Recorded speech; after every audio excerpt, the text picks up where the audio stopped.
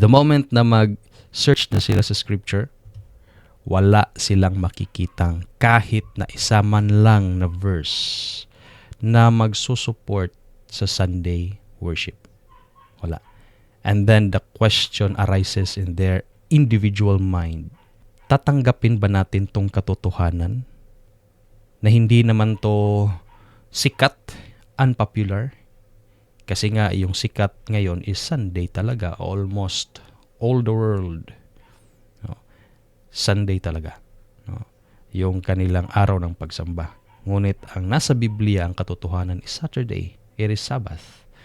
So ngayon, darating yung tanong sa kanilang isip, tatanggapin ba natin tong katotohanan sa Bible na Sabbath, Saturday? Atin ba itong susundin ang kautusan ng Panginoon?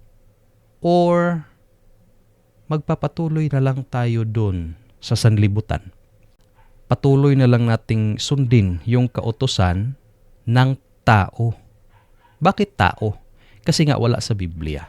Hindi inutos ng Panginoon. So therefore, tao lang ang naglipat mula sa Sabado papunta sa Linggo. And we have a detailed study with regards to this.